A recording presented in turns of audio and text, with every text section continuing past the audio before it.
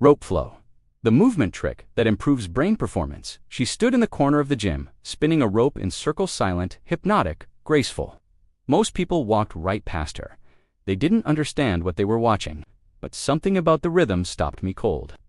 I'd been stuck for months, restless mind, broken focus, always tired no matter how much sleep I got. I'd tried everything. Morning routines, meditation apps, nootropics, cold showers. Nothing changed, just more noise. But watching her move, her arms swirling, shoulders loose, eyes soft, it looked like freedom. Like her body was solving something her mind couldn't explain. I asked her what she was doing. She smiled and said, "Rope flow." 2 words. That was it. She didn't try to sell me on it, didn't lecture me about benefits or science. She just handed me the rope. "Try it," she said. I tried, and I failed. Badly. The rope tangled around my arms. My shoulders locked up. My brain couldn't keep up with the pattern. I felt clumsy, frustrated, and weirdly embarrassed. "That's normal," she said. "Your brain isn't used to this kind of coordination yet," but something about that failure hooked me. Maybe because it felt honest, real, like my body was finally telling me the truth. I wasn't as coordinated, calm, or present as I thought I was, so I kept going, a few minutes a day. No pressure, no goals, just me, the rope, and the rhythm. At first, it was chaos. My left hand wouldn't cooperate with my right. My breathing was all wrong. I felt ridiculous. Part of me wanted to quit. Then something shifted. Around week 2, I stopped thinking so hard. My body started to remember the pattern. The rope began to flow. And suddenly, I wasn't just moving, I was present, fully locked into the moment. That's when I realized this wasn't just a workout. It was a brain workout. Researchers at the University of Zurich found something fascinating about cross-body movements like rope flow. When you force both sides of your brain to coordinate complex patterns, you strengthen the corpus callosum, the bridge between your left and right hemispheres. In other words, you're literally rewiring your brain to communicate better with itself. But here's what surprised me most. It wasn't just about smarter thinking. It was about calmer thinking. After a few weeks of rope flow, I noticed something strange. My mornings felt lighter. My thoughts didn't spiral as much.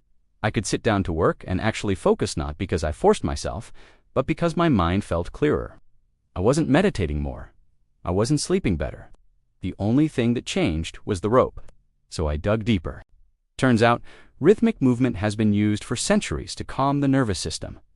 Indigenous tribes used dance, monks used repetitive chanting, fighters used shadow boxing. The patterns are different, but the effect is the same. When your body moves in rhythm, your brain enters a state called neural coherence. Think of it like tuning a radio. When the signal is scrambled, everything sounds like static. But when the frequency aligns, the music comes through crystal clear.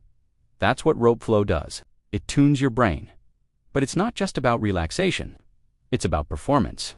One morning, I was working on a project I'd been stuck on for days. Nothing was clicking. I felt blocked, frustrated, tired. So I grabbed the rope. 5 minutes. That's all. When I sat back down, the solution appeared clear, obvious, like it had been waiting there the whole time. Neuroscientists call this the default mode network reset. When you engage in complex rhythmic movement, you quiet the part of your brain that overthinks and overanalyzes.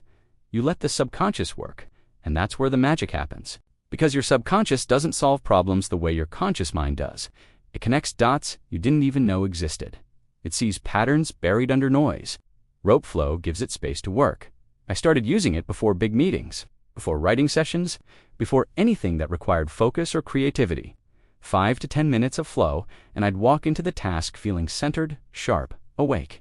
It became my secret weapon. But here's what I didn't expect. It changed the way I felt in my body. For years, I carried tension in my shoulders, tight neck, stiff back. I thought it was just stress, just life, just getting older. But after a month of rope flow, that tension started to dissolve. My posture improved, my breathing deepened.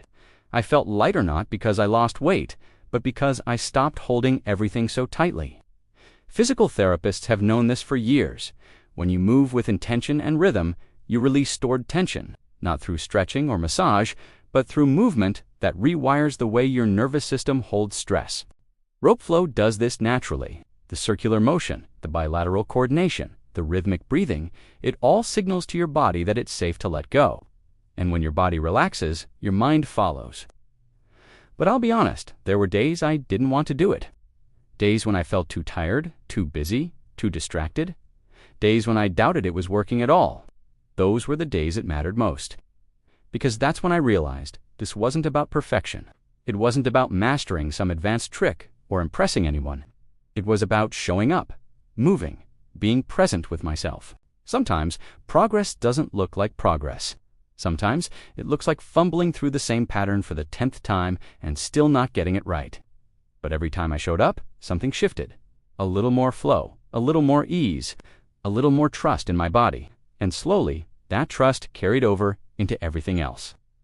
One of the most surprising things I discovered, rope flow improved my reaction time, not just in the gym, but in everyday life.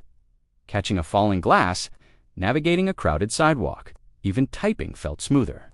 A study published in the Journal of Motor Behavior found that bilateral coordination exercises, like rope, flow significantly improve proprioception, which is your brain's ability to sense where your body is in space. In other words, you become more coordinated, more aware, more responsive.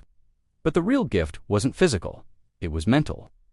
I started noticing patterns everywhere, in conversations, in problems at work, in my own habits. My brain felt sharper, faster, more flexible. It was like I'd upgraded my operating system not through pills or hacks, but through movement. And then came the moment that changed everything. I was at the gym, spinning the rope, lost in the rhythm. A guy walked up to me, some guy who'd laughed the first time he saw me practicing. "Dude," he said, "I don't know what you're doing, but you look completely different." I didn't know what he meant. "Different how?" "Calmer," he said. "Like you're not carrying the world on your shoulders anymore." I realized he was right. I hadn't noticed it myself because the change was gradual. But somewhere between the tangled ropes and the quiet mornings, I'd shifted. Not because I became someone new, but because I became more myself, more present, more grounded, more connected to my body and my breath. What surprised me most wasn't just how rope flow improved my brain. It was how everything started to feel different once I switched to the right approach. I wasn't expecting such a clear change, and honestly, I tested it more than a few times before I figured out what really worked. This isn't a promotion, just sharing real results that made a noticeable difference for me. I'll leave the link below if you want to explore what I mean. But here's the thing, rope flow isn't magic. It's not a shortcut. It's not going to fix everything overnight. It's a practice, a tool, a way of moving that teaches your brain and body to work together again. And in a world that constantly pulls us apart into screens, into stress, into distraction, that kind of integration is rare. I still practice almost every day. Some days it's 5 minutes, some days it's 20. Some days I feel like a beginner all over again, and that's okay, because the goal isn't perfection. The goal is presence. To show up, to move, to breathe. To let the rhythm remind me that I'm here, that I'm alive, that I'm capable of change.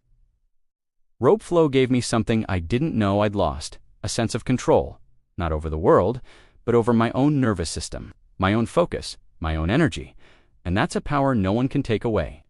If you're reading this and feeling stuck, restless mind, broken focus, disconnected from your body, maybe this is your sign.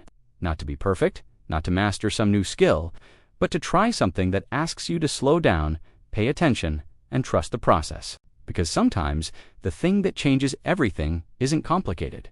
It's just a rope and the willingness to move. When I look back at that moment in the gym, watching her spin that rope with such grace, I realize I wasn't just watching movement. I was watching freedom, flow, possibility, and now I carry that with me. Every day, every breath, every turn of the rope. Tell us what part of this story resonated most and where you're watching from. See you in the next video. Bye.